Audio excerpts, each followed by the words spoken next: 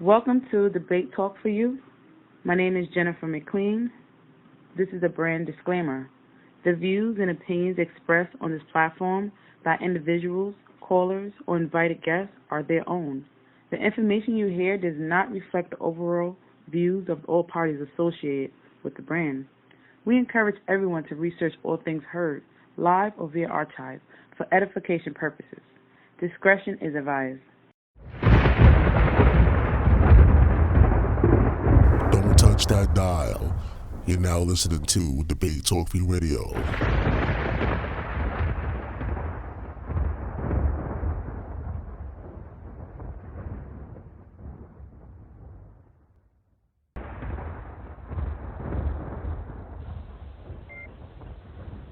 Hey, what's going on, everybody? How you guys doing? Welcome to another show. You're now listening to the summer special, Debate Talk for You Radio 2019. I'm your host, Sal Showtime. We are back with another classic show for you guys. As always, get your pen and pads ready. Get ready to take down some notes and make sure you call in. The number to call in is 319-527-6239. Today, we got a dialogue set up for the family out there listening to Debate Talk for You Radio. And the topic is El the same God as Yahweh? Is El the same God as Yahweh? Like I said, this is a dialogue. However, we do have a system in place for this particular dialogue. We're going to start off with 3 rounds, 8 minutes each. And after that, we're going to have a 15-minute dialogue. And then we'll open up the phone lines to the audience out there for those who want to chime in and, say their piece, what they thought about the conversation. So again, the topic is El the same God as Yahweh? Everybody on Facebook, if you're inside a group, do me a favor, share this on your personal page. Let people know that Debate Talk for You is live on the air, and always attach that number because we like to hear from the people out there. But when you call in, you got to keep it clean, keep it professional. Once you dial that number, 319-527-6239, simply press number 1 and stand by. We'll go down in order and take some of your questions and some of your comments. For those of you that want fringes, for those of you that want some Israelite gear, go to the website, YahudahStyle.com. That's YahudahStyle.com. Go check it out, see if you like anything there, and if you like stuff, go support. And, of course, Debate Talk for You has its own website if you want to get some Debate Talk for You merch. You have hoodies, T-shirts, stuff like that. We actually have the brand new logo already set for a few of the T-shirts and hoodies and stuff like that. So we'll leave that site as well on the bottom. It's going to be teespring.com, but I have the direct link in the description box for those who want to just get easy access to it. So support the brand if you like the brand. Get your Season 10 shirts, gear, before Season 10 actually begins. It's going to begin September 23rd, Monday, September 23rd, Season 10. 10 seasons of Debate Talk Radio, so we appreciate the family out there. But let's go to the special guest. Let's go to my brother Nkosi. Welcome to the program. Shalom, brothers. How are you? I'm doing pretty good, man. Let me know a little bit of what's going on with you, man. What you been up to? Man, just studying and preparing and, getting ready for some upcoming debates and just trying to get ready, man. Just trying to gear it up and stay educated, man. That's it. Before we begin, let people know this topic, how this topic came up. You want to do that briefly, or you want to just save that for your round? Well, the topic is El, the same God as Yahweh. And, this is just mainly a discussion that we're having with our dear brother, Messenger of Truth, to show, for me, how the Bible is often associated as God's word. But when we go and do the historical research on it, we see so many influences, not only from the Canaanite, the place of Canaan, which some people will consider the Ugaritic text, but, looking at some of the texts that were written from the Egyptians during the time of the 21st dynasty. So there's some definite proof to show that the God of Israel, known as Yahweh, is basically a copy of how the Canaanites, or that particular people in that particular land, saw their deities. So, this is what we're discussing, and then I'm looking forward to the discussion. All right. Well, once again, I appreciate you bringing this dialogue to Debate Talk for You. I appreciate that. By the way, y'all, for those who don't know, the chat room is officially open. I repeat, the chat room is officially open. All you got to do is go to the website, click on the show. It's El the Same God as Yahweh. When you scroll down at the bottom, you're going to see a little box there where you can interact with me or anyone that's inside the chat room. You can type in your questions. You can leave your comments, and I'll gladly read them out later on as the show progresses. But let's go to my next special guest, Messenger of Truth. Welcome to the program. Hey, greetings, Sal. Greetings, Nkosi. I'm here. Hey, what's going on with you, man? How you been doing, man? How you been holding up? I'm cool. A little tired, but we'll get through it. All right, so we're gonna get this thing started, family. Once again, get your pen and pads ready. Please take down some notes. Y'all. Don't be lazy. All I gotta do is get a pen and a pad and just write some stuff down. Take down some notes, and if you have any questions, feel free to call in. So we're going to start off, like I said, with 3 rounds. We're going to start round 1, and it's going to be 8 minutes each, of course. So once we get to the 2-minute mark, you're going to hear this sound. Hopefully it works today. All right, it's working. That's the 2-minute bell. And I'll play a random sound once the time is up. So we're going to start off with Nkosi. All right, so you have 8 minutes. Go ahead. Greetings to everyone who's listening, and I want to thank you first and foremost for taking out time out your busy schedule to stop and listen to this conversation, and to hope that at the end of this conversation that it builds you up, whether you're for the Bible and it just gives you some more knowledge and understanding to know what was going on around you, whether you're an opponent of the Bible, that may not see this as God's word, but also give you ammunition to deal with some of the rebuttals you may hear.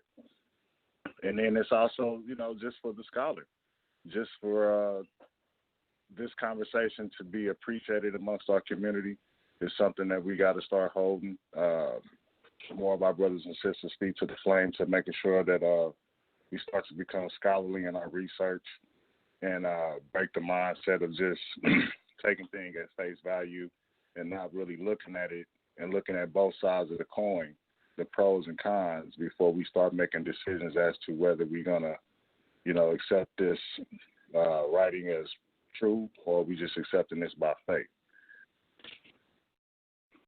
So to start out, I want to start off making this statement, okay?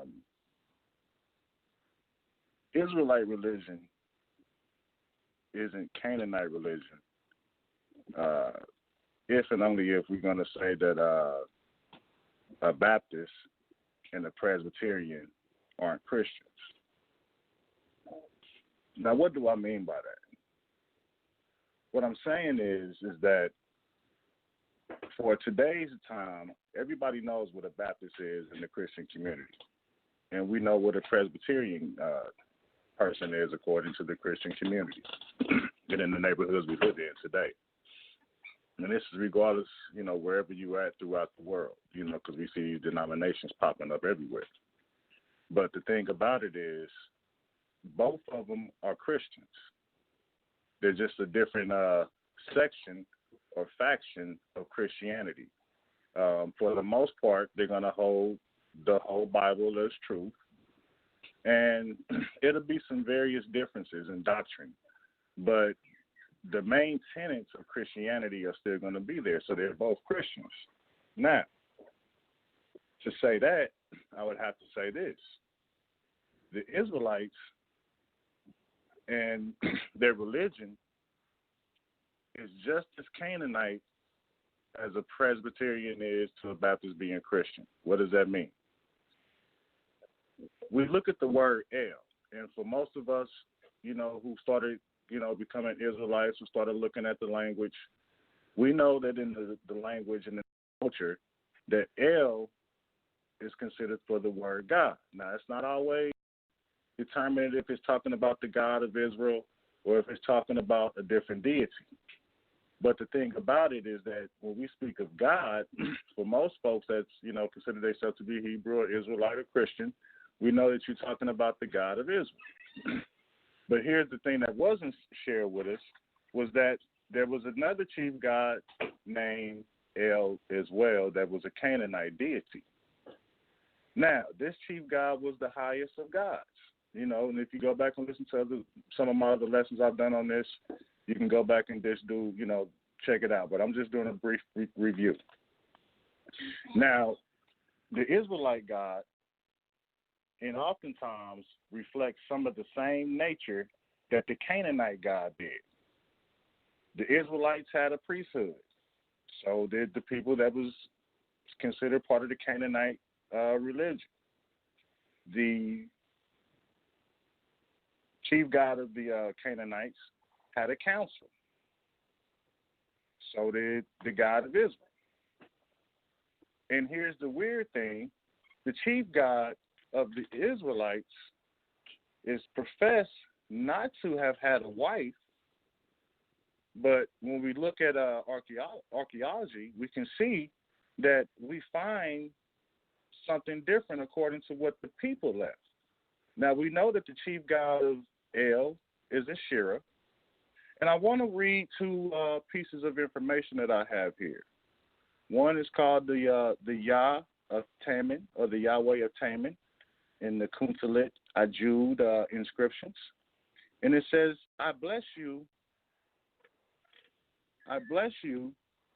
Yahweh of Samaria, and through his Asherah.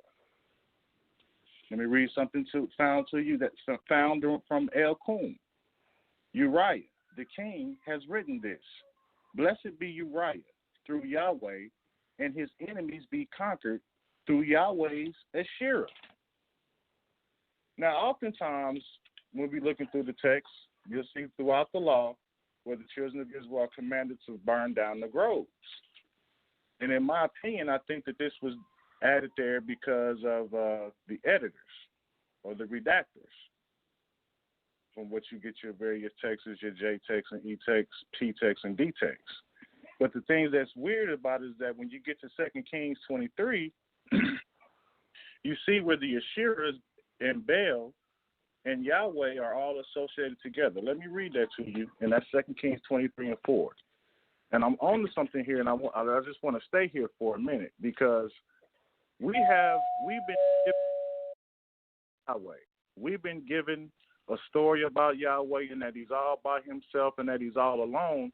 But here we have artifacts of the people of Israel saying that he has a wife. Now, what are we to believe? The actual artifacts that's there, or what we've been told without doing the research for ourselves?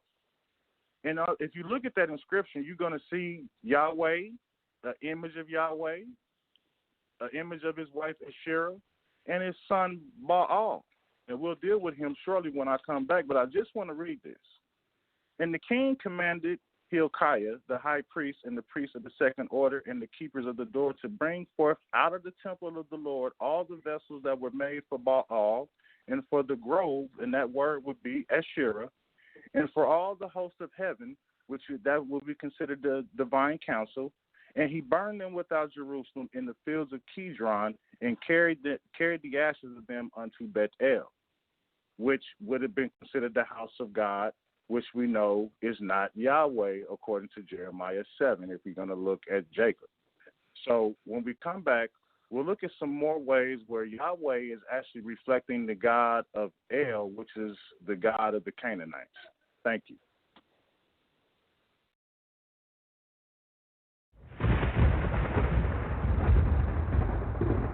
Don't touch that dial. You're now listening to Debate Talk Free Radio.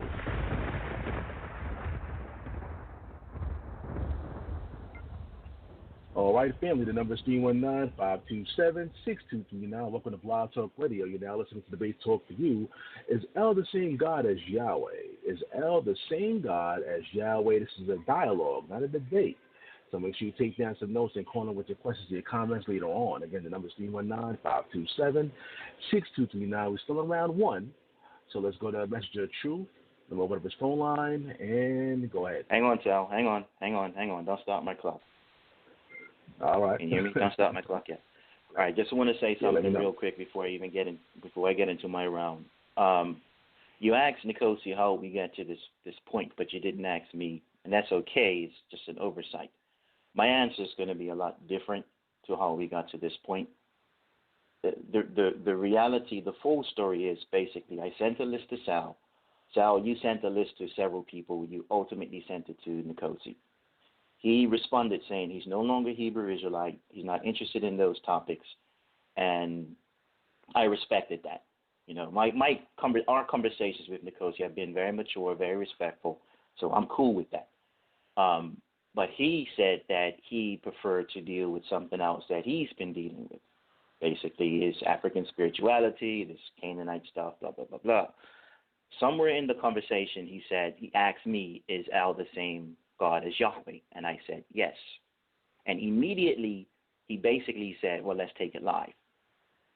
So when you do that, you don't give enough space to really talk about it, to really have a firm understanding of what exactly is your position. Because for tonight, I'm here to talk about whether or not El is the same God as Yahweh. I didn't hear anything about us dealing with textual criticism. There's over 53,000 manuscripts. That's a lot of work. I didn't hear anything about that. I didn't hear anything about Canaanites versus Israelites. I also don't recall anything about us discussing the validity of the scriptures. None of that stuff was even in my mind. And I'm okay if that's the approach that he wants to take. However, I just want to make it clear that based on our 2 3-way conversations, the only thing that stood out is whether or not El is the same God as Yahweh. The first 3-way conversation, I said he is. He disagreed. I told him El was a shortened form of Elohim. The second conversation, his tone was a little bit soft. He didn't really want to debate it at that point. It was more like, let's just, dialogue about it. So that's really how we got to this point. As far as textual criticism, whether or not Israel stole from Canaan and all that stuff, that's not what I'm going to be dealing with at all. So just wanted to make it clear, I'm dealing with the actual topic. Is El the same God as Yahweh? Not, the similarities between Israel and Canaan and none of that stuff. Textual criticism, textual scriptural validity, I'm not dealing with any of that stuff. I'm just dealing with, is El the same God as Yahweh? So just wanted to be clear with that. Is that fair? All right, so there we go. And I apologize for not asking the same question no worries. to you, no worries. to give your side. No worries. Try to be fair. Cool. But let's start the clock now. Mm-hmm. All right, I want to deal with predominantly the foundation of the era in this round. I wanted to deal with the laying of the groundwork in an opening statement, but I overlooked the fact we're not going to have an opening statement. So here is how I'm going to lay the foundation of the whole era.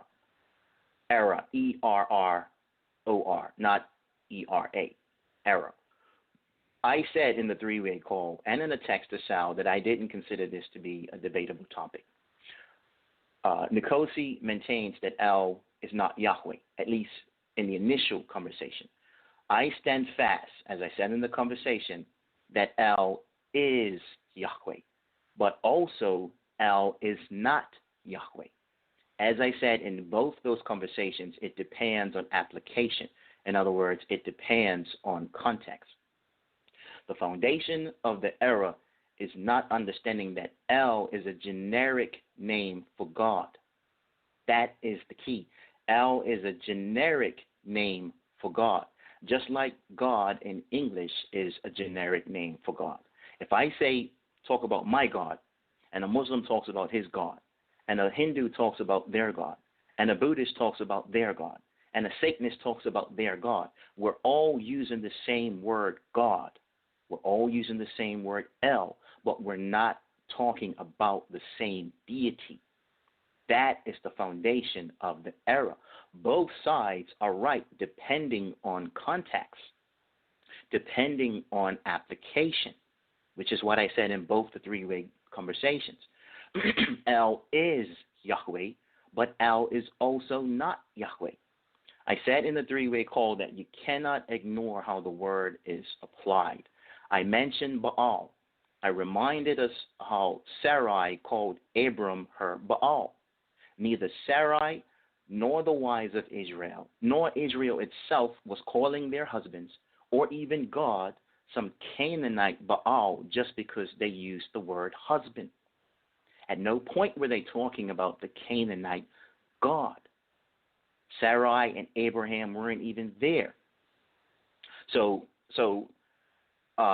basically, you just can't have your cake and eat it too. It's sort of hypocritical to say that, about El, but when it comes to things like Baal or Elohim or our English word God, even the Greek word kurios, which is also the Greek generic name for God, to say that it's talking about a particular deity just because it belongs to that language, that is simply not true. I also mentioned in the three-way call that Elohim can be applied to the one true living God, or angels in their collective plurality, or human magistrate in their collective plurality. The thing I didn't mention is that Elohim never crosses over species. It is not inclusive of other things. In other words, when it's about the one true living God, it's about him only. When it's about angels, it's about angels only. When it's about humans, it's about humans only. And when it's about false idols, it's about them only. It never yokes God with idols, or humans with angels, or angels with God, or humans with God. It doesn't cross over. It's not inclusive. Another example of how El is applied is as a generic name is similar to the word, as I already mentioned in Greek, kurios and theos. In English, that is Lord and God. Are those specifically assigned to God in the New Testament just because they're in the Greek language? No. That doesn't mean that Jews and Christians were serving some sort of Greek God just because they're saying kurios or theos, which would be the same thing as saying that the Hebrews were serving some Canaanite God just because they were saying El. And they spoke Aramaic. Does it mean they were hailing some sort of Babylonian God? The answer is no. So, like El, these are simply words that can be applied to the one true living God or any of the false deities throughout the Greek word, in that Greek word, kurios. Kurios could even be applied to the lords of the land, the lords of the land. So the English word is Lord.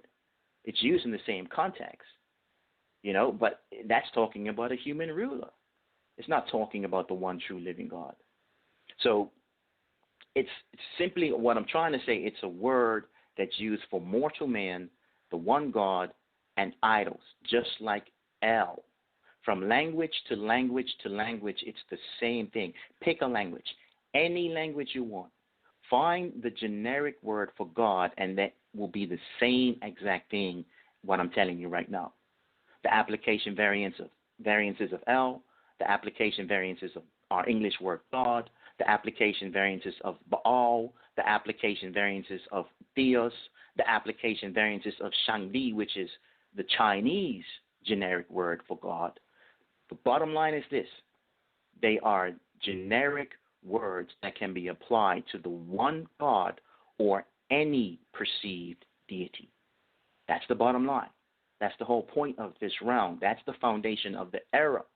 El is a generic word that can be applied to the one true living God or any perceived deity, whether it's the chief deity of the Canaanites or one of the lesser gods of the Canaanites, because it's a generic word. Just like in English, God is a generic word. So the foundational question concerning this topic is, what did the word mean to the people using it in the context where they used it? El is Yahweh. El is not Yahweh. It depends on the text and the context of the author's delivery on who they were specifically talking about. So, and that's what I was basically trying to say in the three-way conversation. So to answer my own question, what did the word mean to the people using it in the context when they used it? The answer is very simple. It meant the same thing to them as God in English means to us. That's the bottom line. It's not the same God, it's the same generic title. Again, It's not the same God. It's the same generic title that can be applied to any perceived deity, whether it's the one true and only living God, or a chief god of a nation, which is still an idol, whether it's a chief or the lesser of all gods, right on down to some carved piece of stone and wood. God, God, God, God. It doesn't matter how it's applied. El, El, El, El. It's the same thing with Elohim, Baal, Theos. It's the same thing in every language on this planet that has a generic name for whatever that language calls God.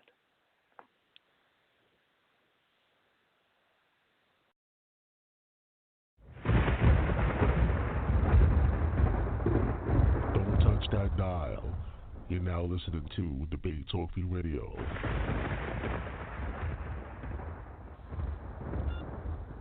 All right, family. I see we got more and more people calling into the program. We appreciate everybody that's joining into the show. Welcome to Debate Talk for You. Is El the same God as Yahweh? Is El the same God as Yahweh? Is the title of this dialogue.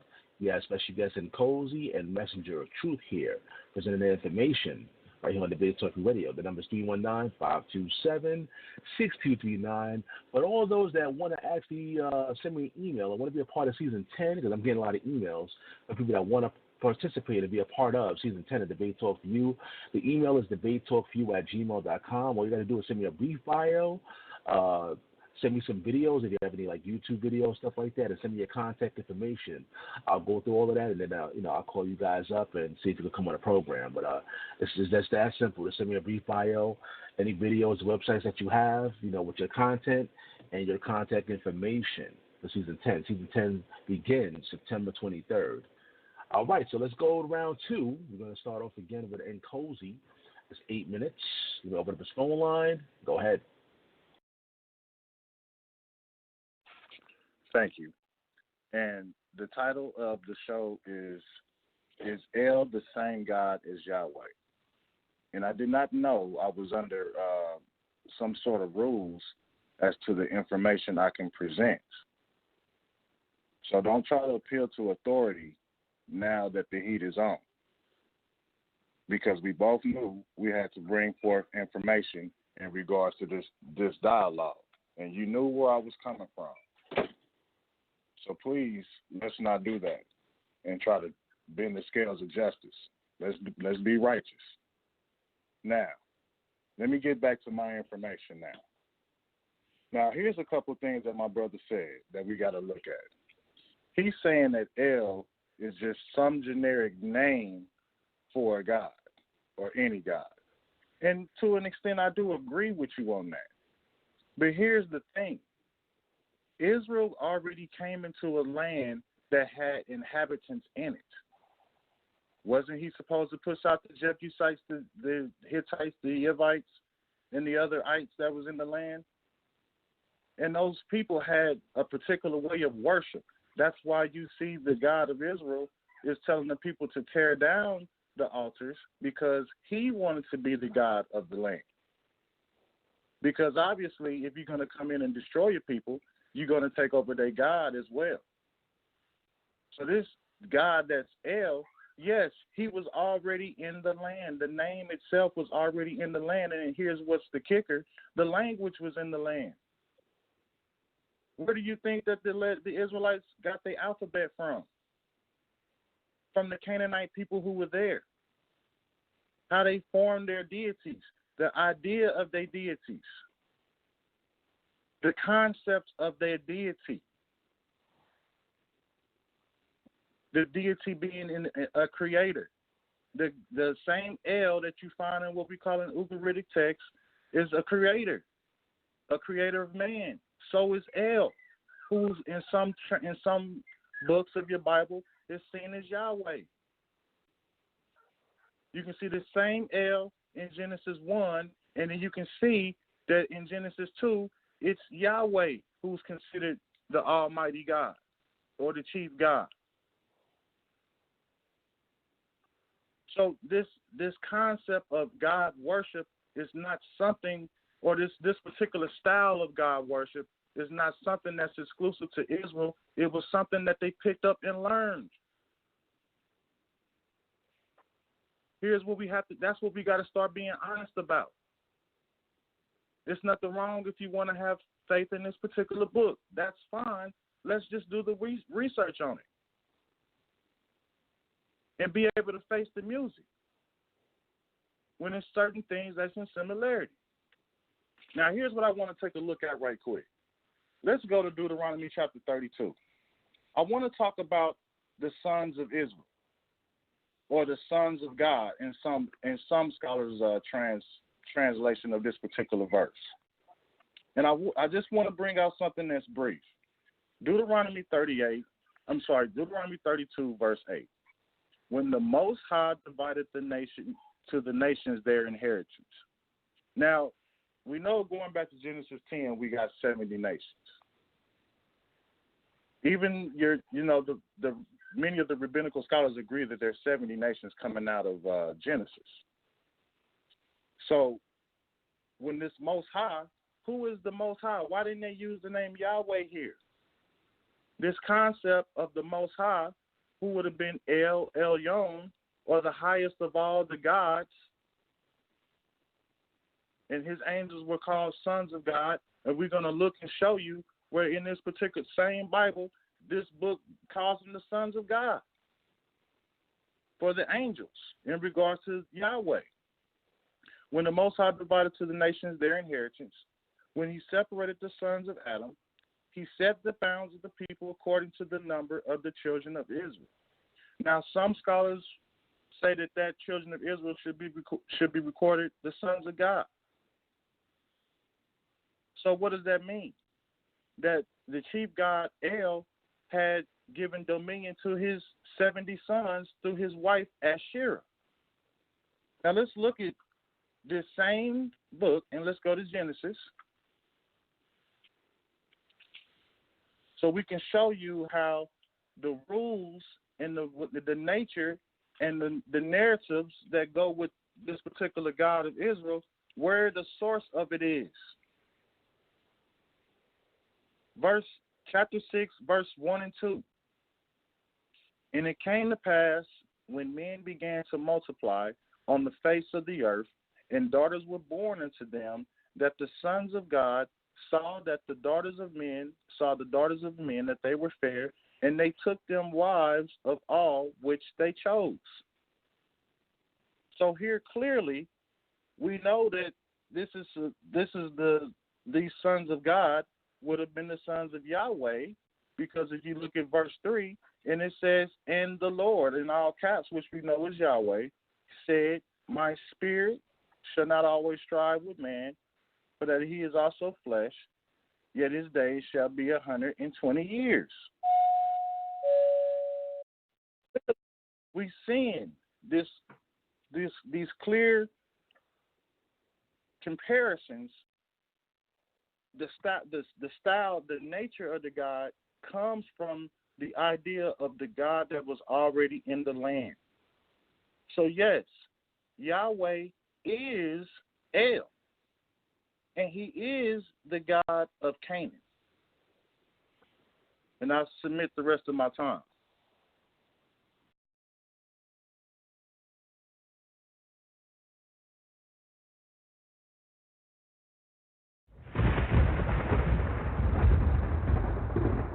Don't touch that dial. You're now listening to Debate Talk Free Radio.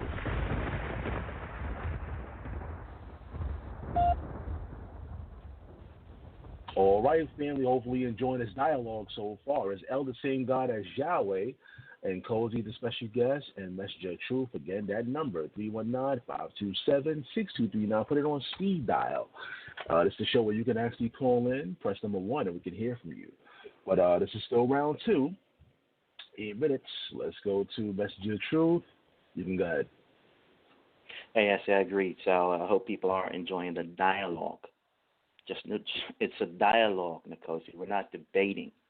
I'm not addressing anything you say, but you're talking to me as if we're debating. I'm not here to disprove you. I'm not here to discredit you. I'll be honest with you, I don't even care what you believe. I literally don't care. People in this tiny 0.0001% of the world are starting to talk about Canaanites. I honestly don't care if you guys start calling yourselves Phoenicians. I can guarantee you in a couple of months you're going to be calling yourself Phoenicians because Phoenicians came first. But all I've said, Nkosi, is that nothing was stated in either three-way call about textual criticism. Nothing was said about us talking about Canaanites versus Israelites. Nothing was said about us discussing the validity of the scriptures. If that's how you want to pitch your position, then pitch your position that way. I'm okay with it. All I'm saying is that if you wanted to have a really good dialogue, you should have given me those details or given Sal the details so you can give it to me so we can have a conversation around that, as opposed to us having the conversation on the only thing we talked about, which is El the same God as Yahweh? Forget Canaanites, forget Israelites. Is El the same God as Yahweh? I'm okay with whatever position you pitch. All I'm saying is that when you want to have a dialogue or a debate with people, you've got to give them the full details so they can be prepared to debate or discuss with you at that level, at that subjective level. All right, so the first round, I called it the foundation of the era. And my main point is that El is a generic word that can be applied to the one true living God or any perceived deity, just like our English word God. This round, I'm calling it Elijah, the dream killer. Again, I'm calling it Elijah, the dream killer.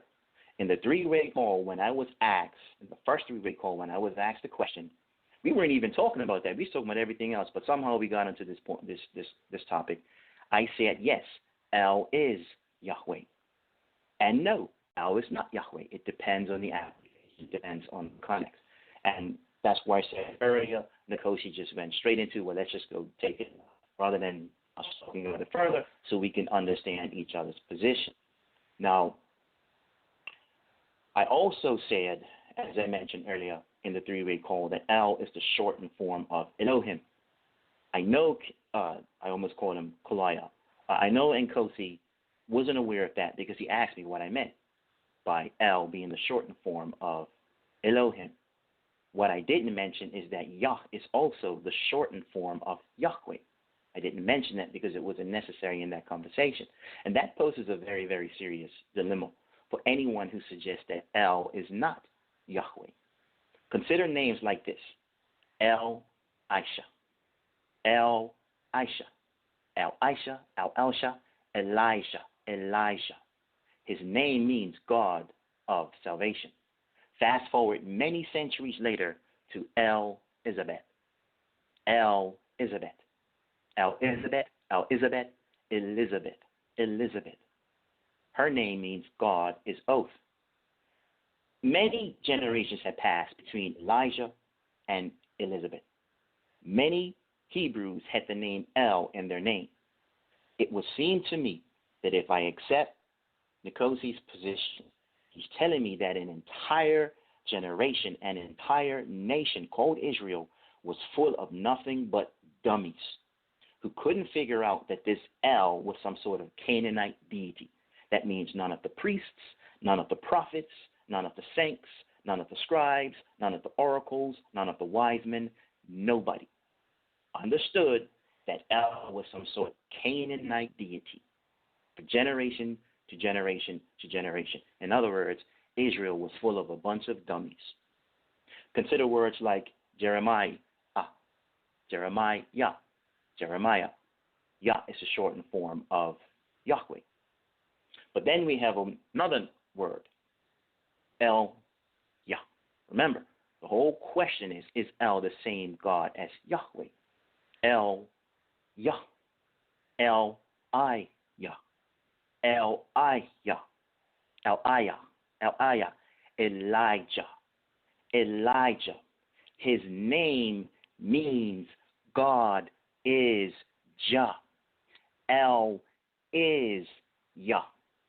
El is Yahweh. Elohim is Yah.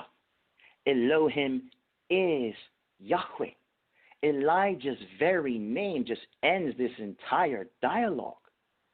El is Yah. That's what I said in the first conversation. I just simply didn't point to Elijah. But Elijah's very name, El Yah, El is Yah. But in the initial conversation, Nkosi said El is not Yah. But Elijah's very name begins and ends any debate on this topic.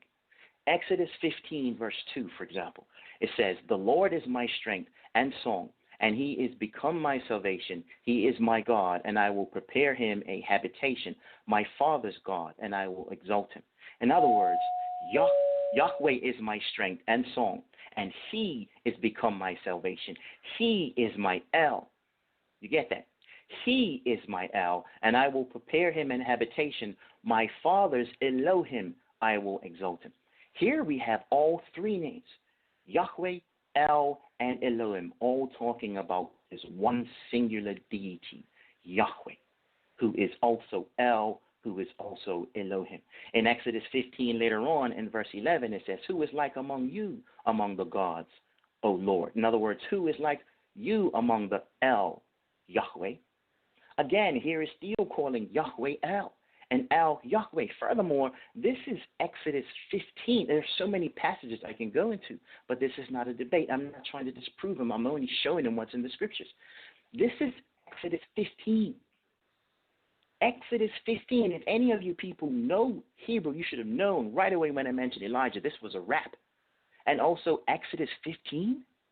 This is when they're coming out from the other side of the Red Sea. Moses being chased by Pharaoh's army. They're not even in the land of Canaan yet. From generation to generation to generation, Israel was born and raised in Egypt. They're not even in Canaan yet. They've only just come across the Red Sea, and already Moses is writing, "Who is like among you, among the El, O Yahweh? And Yahweh is my strength and song and become my Savior. He is my El, and I will prepare him a habitation, my father's Elohim." They're not even in the land of Canaan yet. They've just come across the Red Sea. So, I mean, really and truly, that's a wrap. It's really a wrap.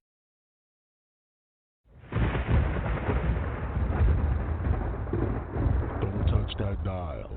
You're now listening to Debate Talk Free Radio.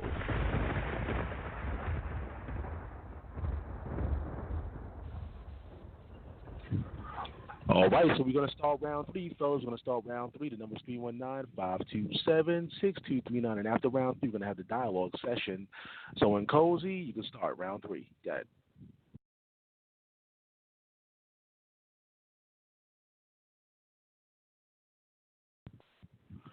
Nkosi, you there, Nkosi? Oh, yes, my bad. I didn't unmute myself. Let's go let's go to Exodus chapter 32. And I want to show you just in fact how this concept of El, because we have to understand the brother mentioned that they had just crossed over.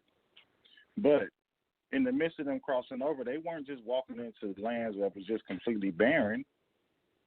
they walking into lands where there were people who had a concept of God and who understood this. Now, here's what's weird. In the same book of Exodus that the dear brother refers to, when you keep looking and you get to Exodus 19 and Exodus 20, you have Yahweh giving the laws and the statutes, or he gave the 10 Commandments. But then when we get to Exodus 32, after the people have seen this God, come down and give the law with the thunder and the lightning, he surrounded himself in darkness, and Moses was the one who entered the darkness. After they've witnessed all this and they've asked, Moses for him to speak to them instead of the Creator in their eyes, they after Moses goes up into the mount to receive the rest of the law, the people do something that's strange. They ask Aaron to make them gods. Now, my brother brought up the word Elohim. Now, many of the brothers teach that Elohim means more than one God, or the chief of the gods. And many of the people, many listeners out there accept the idea of a Trinity. And all three persons are part of the Godhead, which would make them all gods. So what would make this strange if the people already had this idea of El being the chief among the gods, and then what Aaron does is he has the people break off their earrings and give the gold, and he makes a molten calf or a bull. El is seen the same way. The god of Canaan, that region, he's seen the same way. The Israelites are only doing what they see the people doing. We know that the God of Israel is alleged to not want these other names associated with him, but yet time and time again, when you look through the literature, the Israelites, even Judah, is doing the very same thing. That was the purpose of the prophets, I thought, was to call the Israelites back to the covenant. But the Israelites didn't want that form of worship. They always had this, what we consider Canaanite worship, and the ideas of these elves, these various deities, whether they call them Tammuz or call them Baal. You see this same, because as Canaan's gods progressed, so did Israel's gods. When El was no longer God, according to the Ugaritic, and he gave the kingdom to Baal, who was one of his sons, who defeated his beloved son Yam, who was the god of the sea, which even when you go back and look at the Ugaritic, this same God is seen ruling over the sea. Now he turns over this kingdom, the ancient one, the wise God. He gives his son to Baal, so now Baal is chief. And when you get into 1 Kings 18, you see that Baal has control of the weather. He's doing all these various things. When you look through the Psalms, you see that Baal is riding on the clouds. Even El is seen riding on the clouds. And then you have verses where Yahweh is seen riding on the clouds. So it's not about, checkmate. It's just about checking the facts, looking at all the facts, looking at all that's before us. Because even when we go into the story of Job, all the sons of God had to present themselves, even Satan. Now, where did Job get his concept? He wasn't an Israelite. He was an Edomite. So he didn't know nothing about the law as the Israelites would have known it. So where did he get this concept from? You can look throughout the book of Job and see all these various references into this ancient of ways, having wisdom, having sons. All of this comes out from Canaanite religion. It just goes to show you that Yahweh is El. Even the forefather Jacob worshiped El. Let's look at something right quick. I believe it's Genesis 33. And this is not to, try to beat up or try to, belittle the Bible. This is just some things we have to look at. I'm sorry here. Give me a second, guys. I just want to make sure that I'm reading this right. Let's see. Give me a second. But regardless of it, Jacob makes a covenant to El Elyon, the everlasting God. But we know for a fact that according to the literature, according to the Bible, according to Exodus 6, that none of the patriarchs knew this God. So we have to understand that, because Moses is even considered to be the father of monotheism. He's considered to be the one who started the idea of one God. So what did the forefathers worship? What did they know? And even if you go to Genesis 32 and 30, it says that And Jacob called the name of the place Peniel, for I've seen God face to face, and my life is preserved. He's talking, according to the literature, he's not talking about Yahweh, but then the Bible associates Yahweh as being the God of Abraham, Isaac, and Jacob. Many of the elders do it.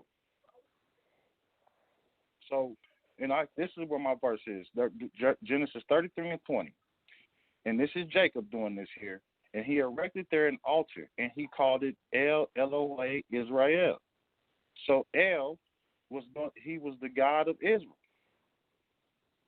So, like I'm saying, Yahweh is attributed to being this same God, even though we know, according to the literature, that they didn't know this name.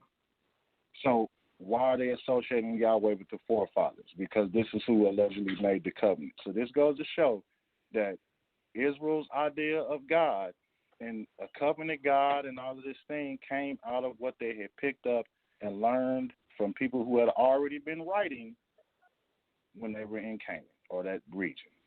Thank you.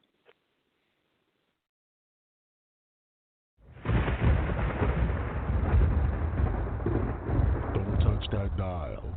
You're now listening to Debate Talk Radio.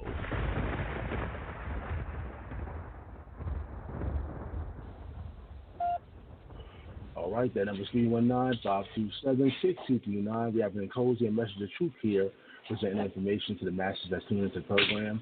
Remember, you can press number 1 if you have any questions later on or comments about this particular topic, because they're the same God as Yahweh. So let's start this third round.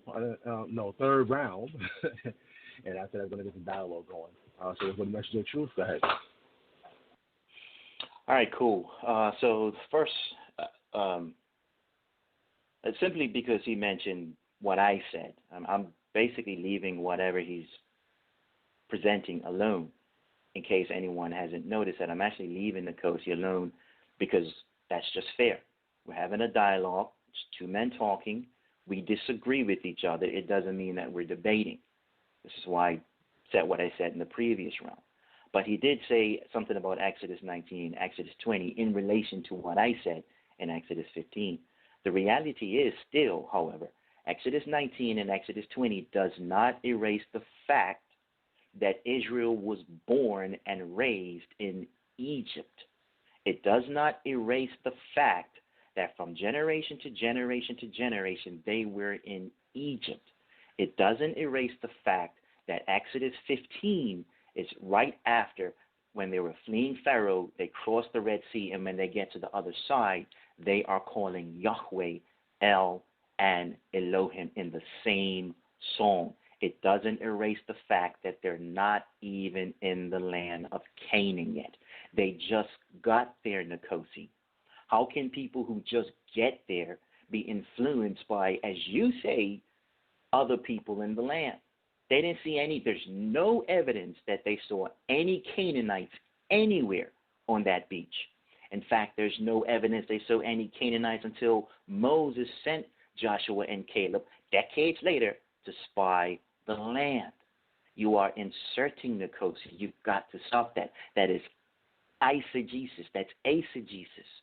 That's horrible hermeneutics.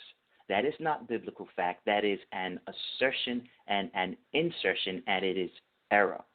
So my first round, I dealt with the foundation of the error, which basically saying that El is a generic word that can be applied to the one God or any perceived deity. My second round, I dealt with, I called it Elijah the Dream Killer, showing that Elijah's very name, El-Lijah, El is Yahweh. El is Yah. His very name pretty much ends the title of this discussion. This last round, I'm entitling it The Double-Jointed Endgame. The Double-Jointed Endgame. In English, you write God in lowercase g as God, and that's in reference to pagan idols and false gods. Uppercase G is related to the one true living God. And, of course, the word God can refer to mighty, which is usually reference to mortal man or angels. But here's the thing, Nkosi. When it is in reference to the one true living God, it is typically validated You got to pay attention, bro. It is typically validated by extra words which add context to define the meaning that distinguishes this one true living God from all the other false gods. That is what separates this El from other Els. That is what separates this Theos from other Theos. That is what separates this God from any other God. Why? Because it is a word. And that word can have, as I told you in both three-way conversations, can have different applications. This is called a construct form. Write it down, look it up later. Construct form. I call it double-jointed because I like the way that sounds. I say God has a lot of beautiful double-jointed names like Jehovah Rapha or Jehovah Jireh, Jehovah Nissi, double-jointed names. And this is why you have construct form names like El Shaddai. It's not just El, it's El Shaddai. Those extra words are added to differentiate him from any other El, to differentiate this God from any other idol God. It's meant to differentiate God of Israel from any other El. In English, we simply capitalize the G, and that makes a distinction. In English, it's very easy, but Hebrew doesn't have capital letters. To make the distinction, the words were written in construct form to differentiate El from any other El. Some examples, like when Jacob named the place Bethel, house of God, Bethel. And then God's name, faithful God, is El Aman, or you guys see my YouTube icon, it's Emet. That's the Hebrew letters is Emet. So El Emet, like Psalms 31 verse 5, is God of truth. Or El Sadiq, the God of righteousness. Or El Shaddai, all-sufficient God. Or El Elyon, most high God. Or El Olam, everlasting God. Or El Ro, God who sees me. El Gabor, in the book of Isaiah. It's talking about the Messiah, but it's talking about the mighty God. And it goes on and on and on. Emmanuel, El Israel. Pay attention. Pay close attention. There are a few other double-jointed construct form words as well. But the point that I'm getting to in this double-jointed endgame, and I know if I don't mention it, a lot of people's not even going to catch on. I actually just told you. I literally just told you with the last name of God. El Israel is an actual name of God. Of these beautiful double-jointed names of God, there isn't a single one named El Kinaan. Not even once in all the scriptures is he called El Kinaan. He has never, ever, ever called the God of Canaan, but he is called the God of Israel. If he's a Canaanite God, why does he favor Israel? Why does he call himself El Israel but never, ever El Canaan? He never is called the God of Canaan. And this is why I say this is a double-jointed endgame. The first was just to simply show the foundation of the era. It's a generic word used for any perceived deity. My second round was simply saying Elijah, he's the dream killer, because Elijah's very name means God is Yah. And now here we are, looking at some of God's construct form, double-jointed names. L, this, or this, L. Not a single one of them is God of Canaan. Not a single name is El Ki-Naan. But he is El Israel. He is the God of Israel. Ultimately, bro, you believe in something that Israel never taught. You believe in something that's younger than you. You do. You believe in something that's younger than you. Check your sources, man.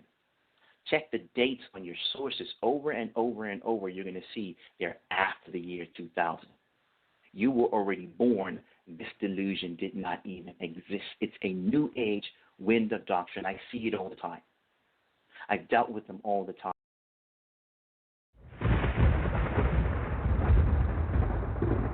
Don't touch that dial. You're now listening to Debate Talk Free Radio.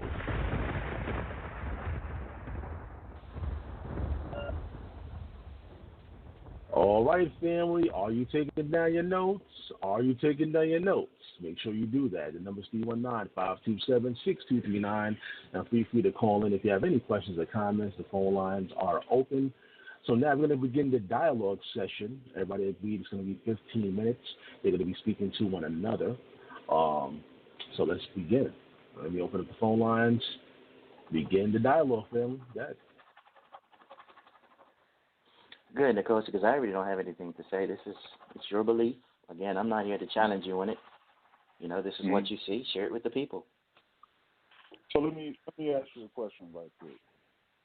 Where did Moses learn the name of Yahweh at? God taught him.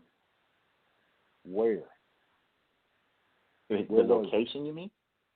Yes. What scripture land was? Let's go to Exodus. I'm going to say 3. Exodus 3. Exodus 3. Is that before they left Egypt or not? This is when the name of Yahweh was given to Moses, when he was in the land of Midian. I got you. Is that before they left Egypt or not? Yes, before. It's before. So all of Israel sang a song to El, who is Yahweh, and Elohim. All of Israel was raised in Egypt. It wasn't Moses by himself. This was a song, bro. When you read Exodus 15, this was a song. All of Israel sang the song.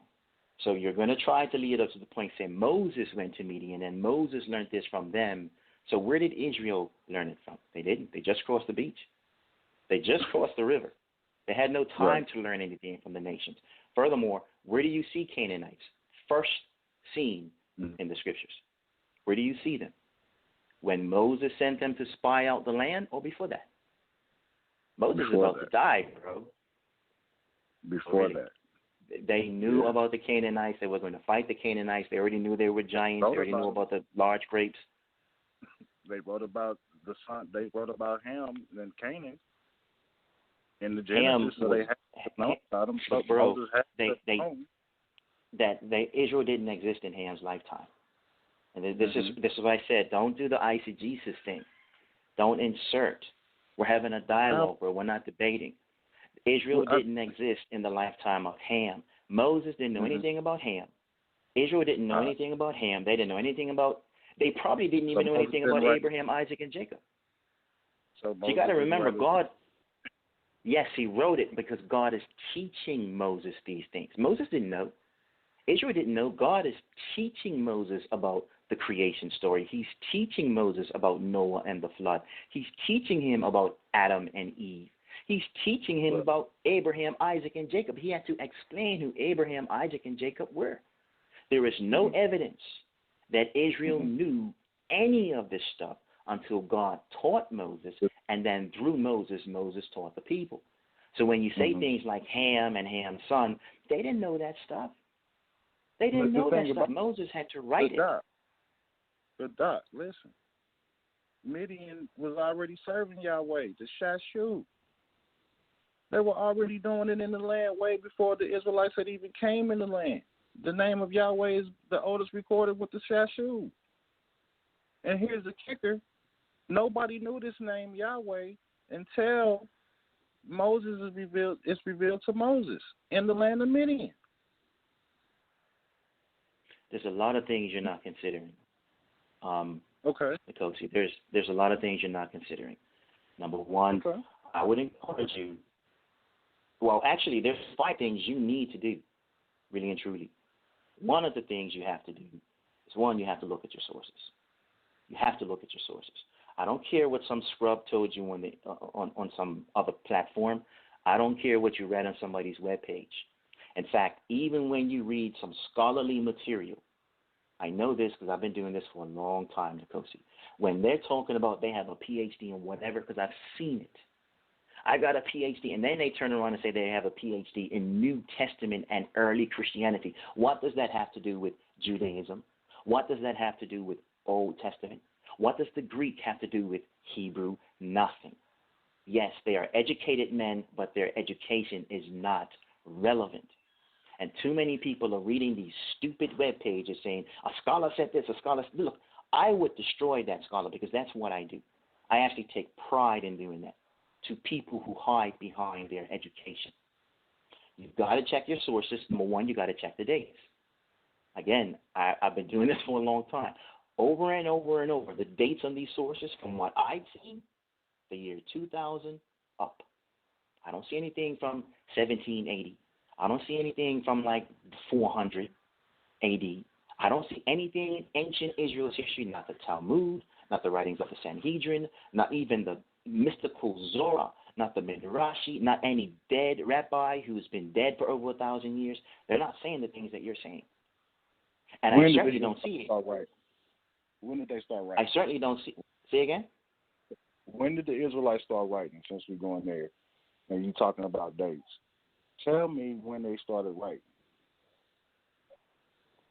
Even if I knew the date, it's still going to be ancient, Nkosi.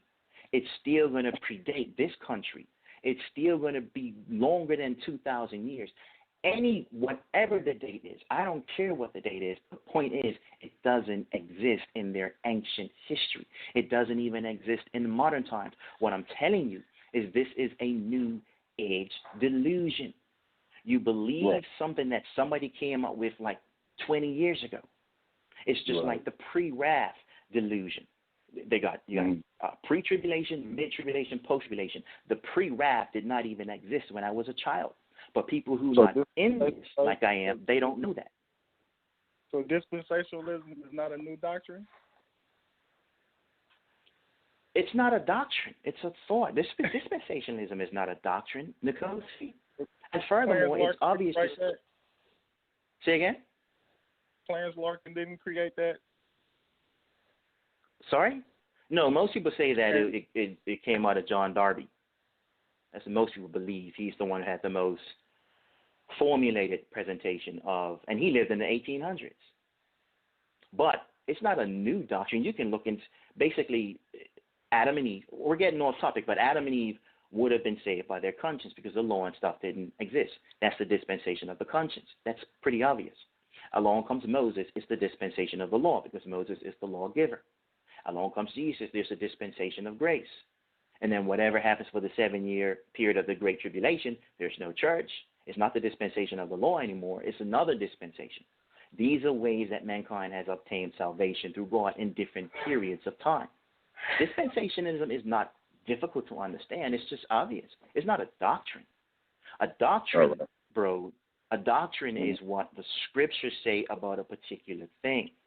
So in a way, you have a point. Some people, all scriptures say about a particular thing. Some people may call it a doctrine. Other people just say it's his theory. But it's not scripture. So let me ask. So you mentioned, now tell me what Elijah's name means again. El is Yah. All right. So God is Yah. I'm going to click on the Strong's, H452. And this is what it says. It says from H410 and H350, H3050, God of Jehovah, Elijah, the name of the famous prophet, and 2 other Israelites. Now, whose definition should I accept? Yours or this brother James Strong? First of all, Strong's is dated. If you knew the language, you wouldn't need Strong's. Yes, some people do say it means my God is Jehovah. That's not what it means. Or Yah is God.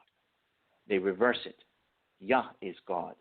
Basically, change the God to El, flip the Yah to the back, El is Yah. Yah is God. That's the same thing.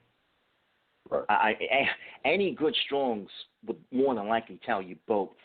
It would say Yah is God, or it may simply just say Yah is El. I don't know why they say Yah is God instead of Yah is El, or flipping it saying El is Yah.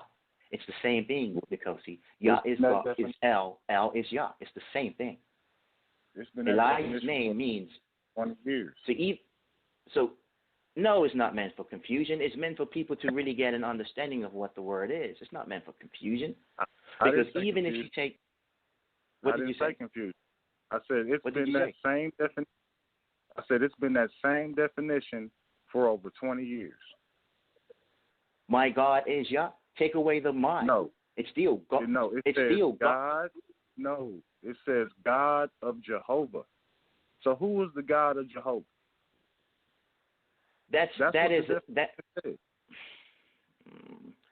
You're looking at the prolonged I've forgotten what it's called. But either way, the definitions are my God is Jehovah. Take away the my, it's still God is Jehovah. That's in English. El is Yahweh. That is in Hebrew. Where are you? I'm not saying my. I said it says God of Jehovah. That's the definition. Well, I don't know what Strong's you're looking at, bro. Look at a different source. Jeez, this is what the scholarly mind does. You don't just look at one thing and run with it, because you get crucified. Why don't you look at a different Strong's? Look at a different source. It will tell you, my God is Jehovah. God is Jehovah. El is Yahweh. That's what it's saying. Or they will reverse it, saying Yah is El. But it's simply just reverse. Yah is El is Yah. It's the same thing. It's saying what I'm telling you. I don't know what you're looking at. In fact, let me. I gave you the Hebrew number. What's the web link? Let me ask you a question. What is the web link? Who? I'm on eSword. Eastboard? eSword. eSword.com. It's a reputable source. It's an actual program. Oh, come on, man. I'm on East. I don't know what that is. This is a Bible program. eSword. I don't use it. All right, well, whatever. Listen, it's still Hebrew. Listen, it ain't strong. I gave you the Hebrew. Listen to me. What else do you want? Listen to me. Don't just grab a source and say, okay, this is to my liking, let me stick with it. I am telling you, the Hebrew Nkosi, El Yah, Elijah, El is Yah. That is what his name means. I'm reading. You're not even listening to me. It is. Well, I just told you it means El is Yah. If you knew the Hebrew, you would know it means El is Yah. His very name just crushes this entire conversation. Listen, before we run out of time, I said there were 5 things that you need to do for me to really engage anybody in this sort of topic. Number 1, I already dealt with it. You need to show me ancient Israel teaching the stuff that you believe. I'm telling you, it doesn't exist. Because, frankly, hang on, let me finish. There's 5 things, and I'll let you talk. With tidbits and tips. We're supposed to dialogue. We are dialoguing. This is for your benefit, because I already have my education. I already have my experience. I already have my background. I am telling you the right way to do things, Nkosi. Number 1, go ahead. I'm not. Listen, here's the thing. If you're teaching something that Israel never believed, how in the heck can you go around calling yourself an Israelite, as you used to do? I went to 2 Kings 23 and 4, where the Israelites had put that stuff in the temple. All right, we're running out of time. Number 1, you need to show me ancient Israel teaching the stuff you believe. This goes for everybody. Let me finish, Nkosi. Jeez, we're running out of time. If you can't show it in ancient Israel, you need to stop and ask yourself, where are you getting it from? That's why I told you to check your sources. Number 2, explain why you're unable to concede to the content of the application. Number 3, explain to these Hebrew Israelite people who clearly have lied to themselves about being Hebrew, that from generation to generation, Israel was too darn stupid to figure out that this El was not the one true living God, but instead it's some Canaanite deity. You have to explain to them why the entire nation was too stupid to figure that out until you came along in 2019. Number 4, explain to me, since you think that El is a Canaanite God, why there's absolutely no evidence of God going to Canaanites. Not the oracles, not the prophets, not the kingship, not the promise to the land, not the Messiah, nothing. Everything went to Israel, nothing went to Canaan. I would just stop at number 4 and let you go. Don't y'all got a curse on Canaan? Didn't y'all take the land over? Didn't you destroy the land, the people? Don't give me that. And you being very rude, talking about some tidbits in step 1, step 2, step 3. I'm not trying to be rude to you, bro. I'm trying to help you. I'm trying to help you, but you don't want to receive it. The high priest Aaron making El, making the bull. And you talking about show you some other sources. I went into your source, into the Bible, to show you.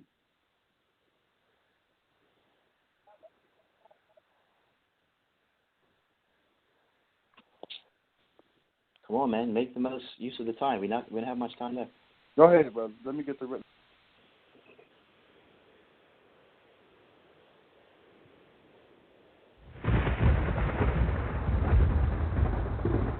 Don't touch that dial. You're now listening to Debate Talking Radio.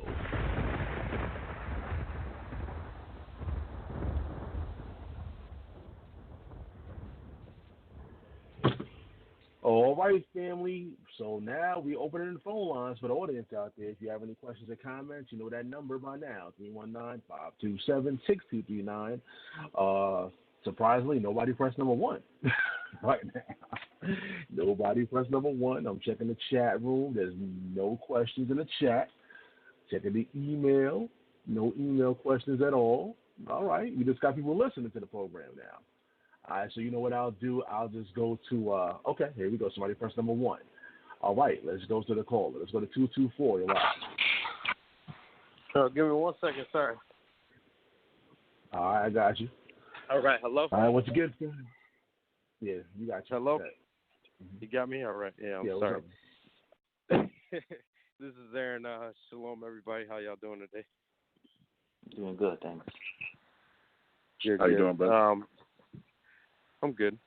So I was just wondering, so one thing I think of whenever people bring like similarities from other religions and compared to kind of the God of Israel or the Bible is kind of what do you guys think about how in the beginning not only did we only come from a select hominid or humans, but we see that everybody spoke one language, at least according to the Bible. Everybody spoke one language, and then the Tower of Babel came and God separated the languages.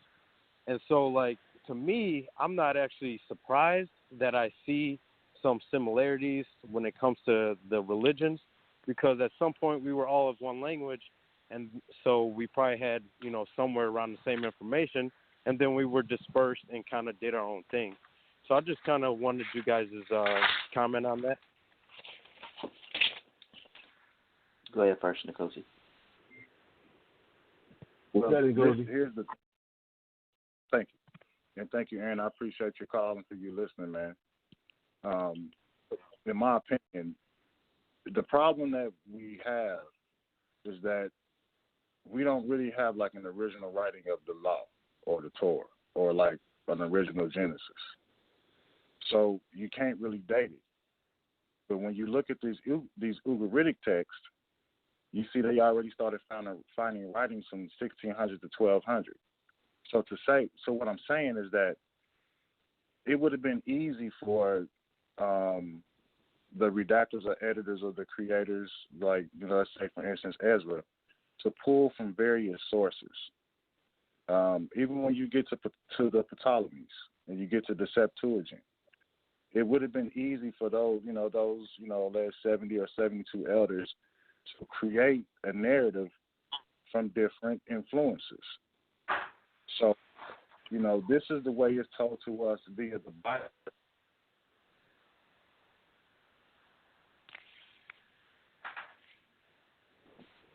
All right, Messenger, want to say anything? Oh, okay. I didn't hear anything for a while. To answer that question, there's a lot of things I could have talked about. A lot of things. Jews have a saying, a very, very old saying. They say that God went to the other nations to basically introduce himself and offer the covenant and extend the conditions of the covenant, and the other nations said no. And then God ended up asking this tiny little nation of Israel. That's an old saying of the Jews. So what they even say is that God was never just, settled on the Jews only. He went to other nations. There's things that I could have agreed with Nkosi. I've been telling people for decades, before a lot of people even started this stuff, that there's no such thing as the Hebrew language in the Old Testament. Isaiah called it the language of Canaan. It wasn't called the Hebrew language until the New Testament. You could have went into all of that. These things I already know. These things I've already taught.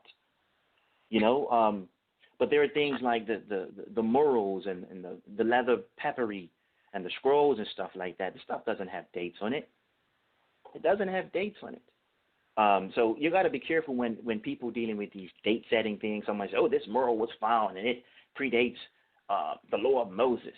Or they would say, hey, this flood story is in this book or in this tablet. Well, let's use some common sense. Noah would have known about the flood. His sons would have known. His grandsons would have known. That's why Nimrod was cut to pieces, because when Nimrod established Baal, he was cut to pieces because Noah's son knew how far God would go to punish sin. And him still having maybe PTSD from going to the flood, he's like, you know what? No, I got to stop this right now.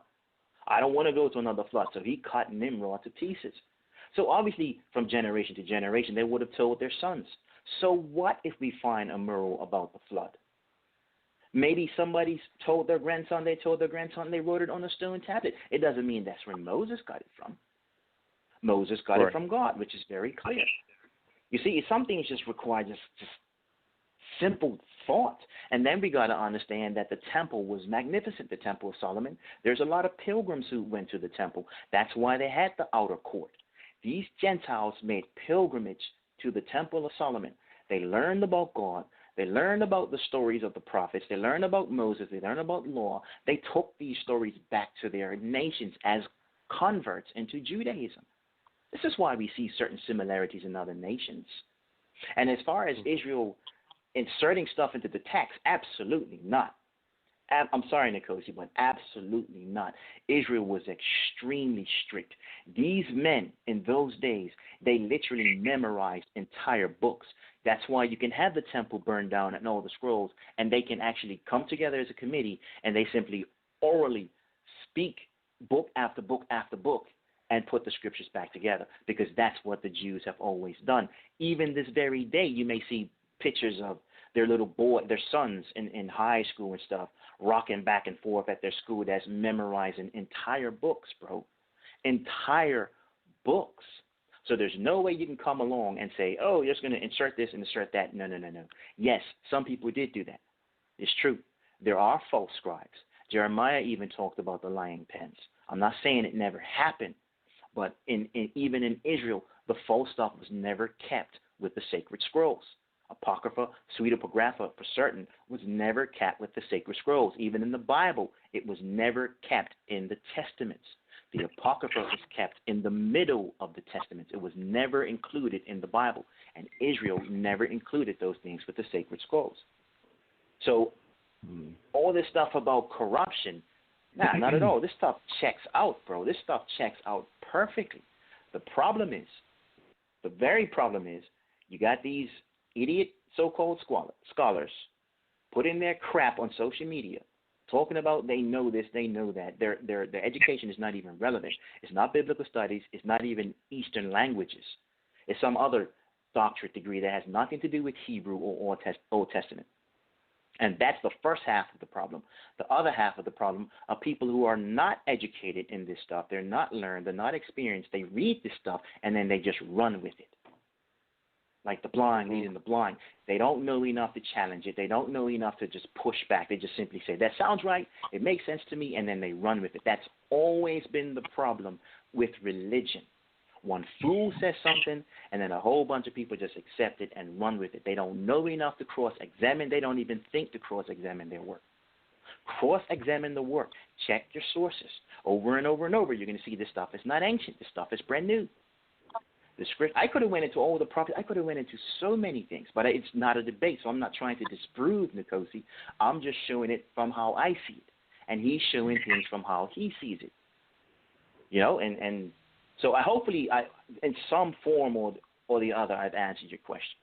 Hopefully. Yeah, no, that was a much help, and I appreciate you guys. It's been a good dialogue, and hope you guys have a good night. You too. I appreciate the call. All right, Nkosi, you want to respond to anything? You can. Again, the phone lines is open, family. You know that number by now. It's press number 1, and we'll add you in. Nkosi, go ahead. What's his final words?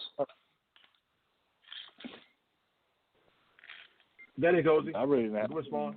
Well, my thing is this. You know, you still got to have a date. You still got to be able to put some dates on some things. And we know that, you know, we don't have the original writings of Moses. We don't have it. So you don't know what these editors put in there or added to it. You know, they even say that Deuteronomy was written sometime way later during the Kings, when they finally rediscovered the scroll. So we got to be careful about what we attribute to Moses, because the literature itself will contradict that it was given to Moses.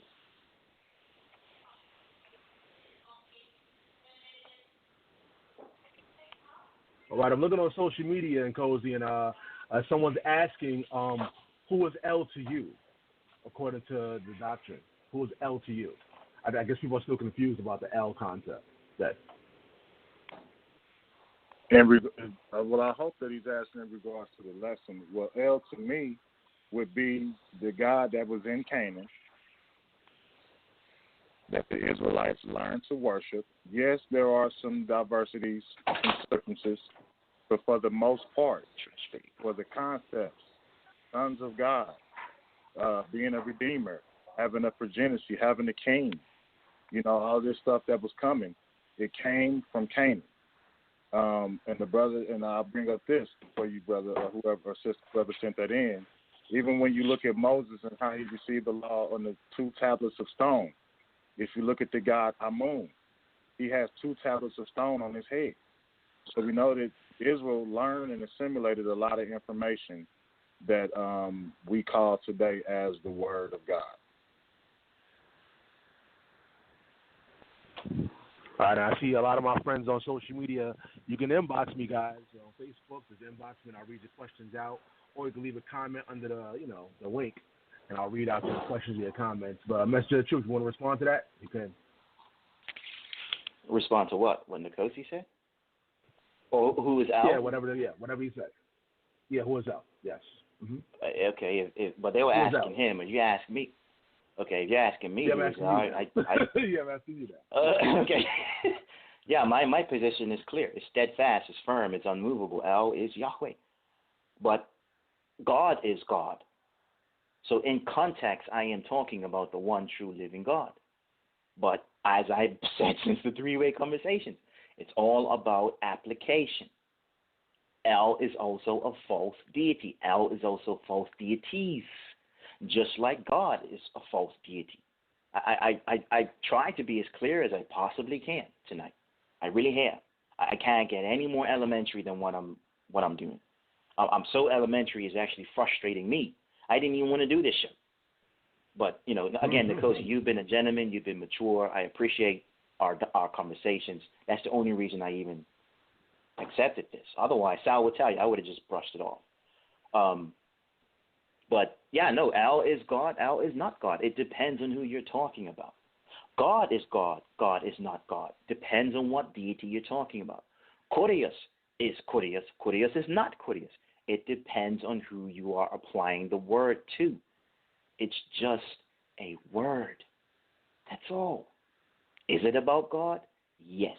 Is it not about God? Yes. As far as like all the history and stuff, I'm telling you, man, there's so many things I can go into. I could tell you all, you know, the Egyptian text, you guys got to read the full words.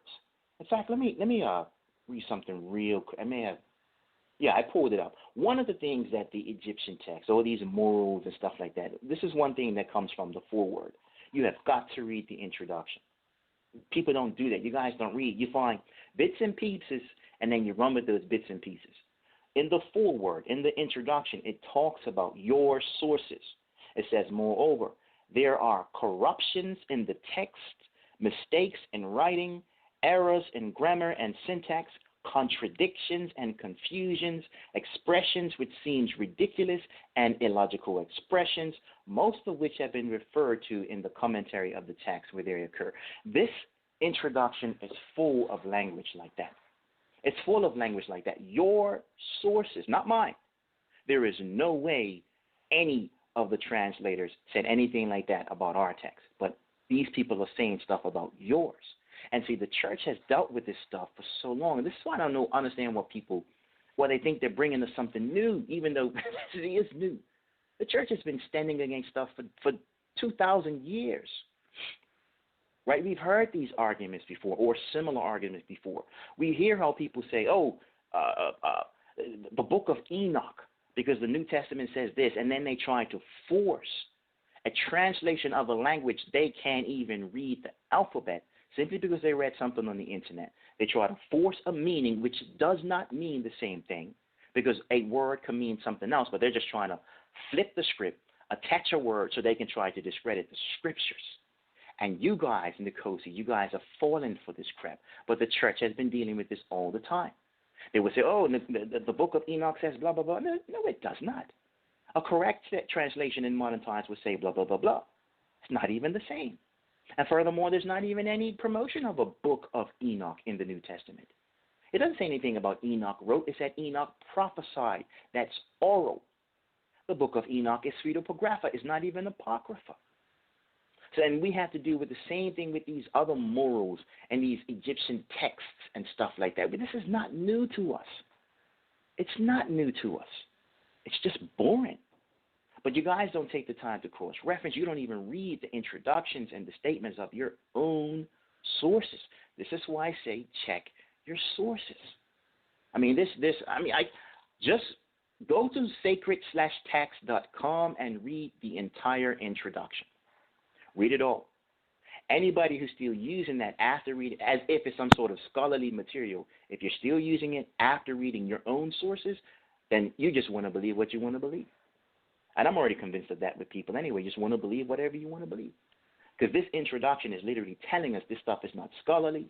It's wrongly so-called translated by a lot of people on the webpage. It doesn't mean what they're saying it means.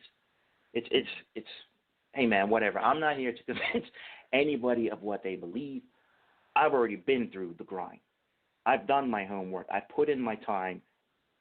I ain't stressing it. You guys can believe what you want. I'm just telling you, check your sources. Whether or not you do it, it's nothing to do with me.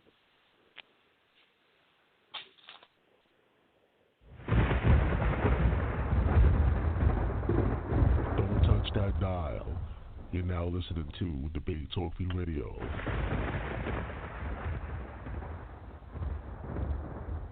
All right, well, there you have it. I'm looking on social media. I'm looking on the emails and chat room. Nobody else have any further questions.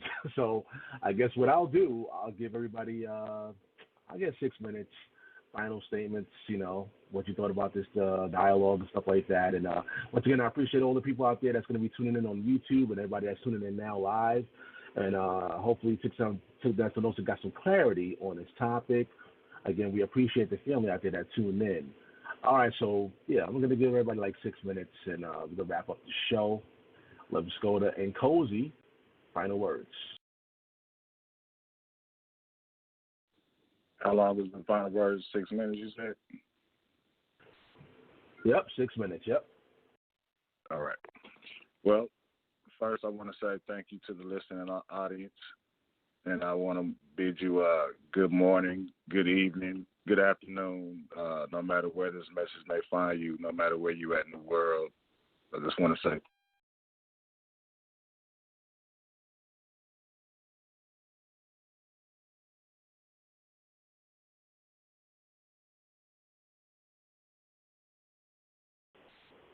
Say thank you. All right, is that me? Okay, yeah, your audio just cut out, Nkosi. I don't know what happened. Let's try that again. I was just saying. Go ahead.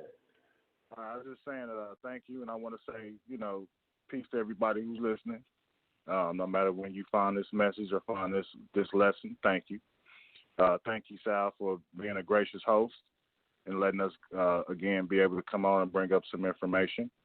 I want to thank you, Brother Messenger of Truth, for being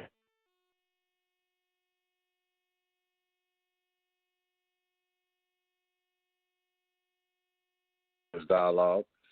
And I just want to leave a couple of tidbits for the people. Some things to consider is that we have to understand that there's various scholars. Christian Hayes, we want to start there. Wellhousing, who created the documentary Hypothesis.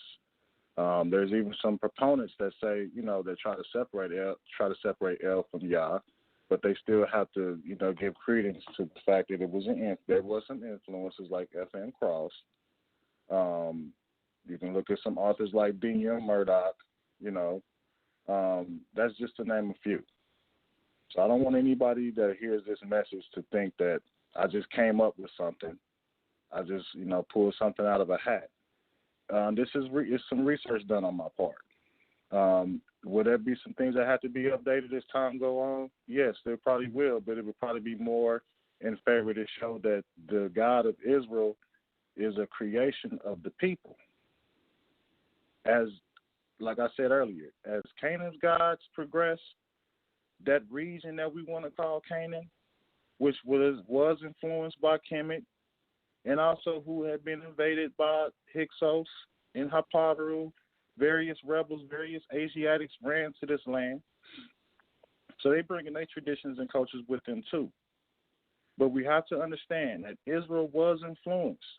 When you look through the literature, even though we know that this is what God said not to do, you always see the Israelites doing opposite and doing the very same things that the people around them in the land did. And it's in the Bible. So I'm not telling you what to believe or what not to believe. I'm just presenting a different side of the coin so that you can make an honest decision. Hey, it's up to you. Your life is in your hands. But if it's something so serious as your soul on the line, wouldn't you want to know both sides of the coin, your pros and cons? So with that being said, just, use your head. You got the ability to think. You don't have to be a scholar from Princeton to do research. You have the ability within yourself. Your ancestors have always had it, and you had it. So use it to your advantage. Read, research, and study, and continue to grow. Thank you. Peace. C'est la vie. Salam. All right, Nkosi, I appreciate you coming on the platform, bringing information. Thanks a lot, man. All right, let's go to our Messenger of Truth. 6 minutes, last words. Okay. All right, cool. As always, Sal, we thank you first. You're the host, you're the owner. You provide the platform for really, this is Nkosi's baby, not mine. It's not really something I have any interest in, but as I mentioned, Nkosi has been also very mature in our dealings, pretty straightforward. So that's why I agreed to do this with him. It's really just to entertain him, not because I really had any interest in this. So thank you also to Nkosi for bringing it forward. This was a dialogue for you to get what you believe out. You probably should have focused more on what you believe and just get it out, as I simply just focused on what I know as I got it out. I will just recap what I said. Bottom line is, I was going to say in an open statement, but we didn't have an open statement. Just lay the groundwork. First major problem is always the people who start the lie. So this is a new age belief. It's not ancient. This is all new age. Every source that I see is after the year 2000. That's a major problem. Because when people are brand new to this stuff, they're coming into it, they're just learning it, they think this is something that Israel or the church or some historian in the 1600s or somebody in 400 BC or AD, whatever, that stuff don't exist. So the first problem is always the fools who create it. The second problem, of course, are the people who don't know any better and they accept it. A third problem is whenever the Bible doesn't close the gaps, people fill it with whatever they want. That is a serious problem. When the Bible doesn't close the gaps, people just fill those gaps with whatever they want, whether it's Niger, Melchizedek, Behemoth, whatever, what Jesus was writing in the sand. People just insert all types of crazy stuff. Another problem is date-setting theories, whether it's stone murals, leather pepperies, the letters of the New Testament. There's so much I can go into, but those are basically laying the groundwork when you basically attack stuff like this. In my first round, I dealt with the foundation of this era, and I showed that overall that El is the generic word that can be applied to any perceived deity, whether it's the one true living God, the chief God of El, or some other God of El. I told you all, pick any language you want. It's the same thing, including our English. God works the same way. Koreos in Greek works the same way. It's the same thing. It's just a generic word to apply to any perceived deity. Just because you use a word and they use a word and this other person uses a word and someone else uses the same word does not mean you're talking about the same God. I've said it over and over and over. It depends on application, what you're applying it to, the context. The second round, I said Elijah, the dream killer, because I showed a couple of names and then I showed how Elijah is. Yeah, please look it up. I mean, I would imagine a good undergraduate program would teach us how to do papers. A master's degree demands that we cite resources and even provide cross-references. A doctorate program demands it. If you say that a scholar says so and so and so, and you don't even look to see if there's any other scholar that opposed him, a professor would tear you apart at the doctorate level. Check your sources. You looked at Strong's, you wouldn't even bother to look at another source. I'm telling you, Elijah's very name means God is Yah. El is Yah. His very name ends this entire conversation. The next round, I said the double-jointed endgame.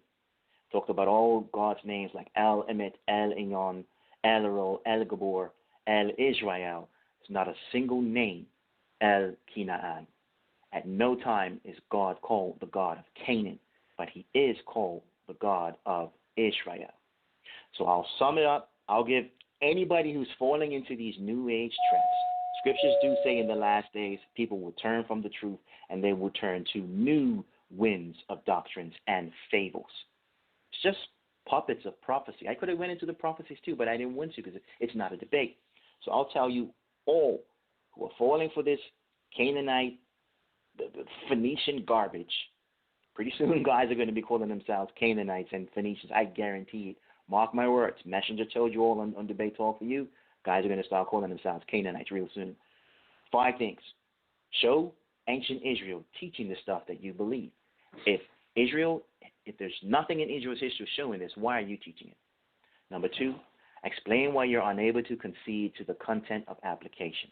Number 3, as far as I'm concerned, you have to explain to everybody who claims to be Hebrew Israelites why all of Israel is too stupid to figure out that this El is some sort of Canaanite god, from the priests to the prophets to the kings, everybody, because none of them ever believed that. Not in context. Number 4, explain to me, since you think El is a Canaanite god, why there's absolutely no evidence of God going to Canaan with his covenant, his kings, his oracles, his prophets, his Messiah, even the priesthood, and the promise of owning the land. Why would a Canaanite god take the land from Canaanites and give it to the Israel? That doesn't even make any sense. And since I didn't mention the 5th one to Nkosi, I won't mention the 5th one. Yeah, I'll let you finish it again. And that's it. Yeah, I know I'm out of time. Hey, thanks again, Sal. I mean, I appreciate it. And Nkosi, I'm not rubbing you against the grain, man.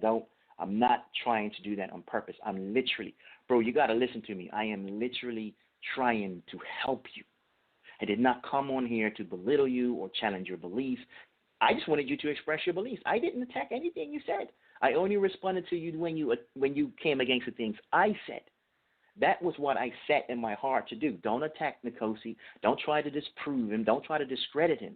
All I've done this entire night is show you what I know. I never even addressed you until you addressed me.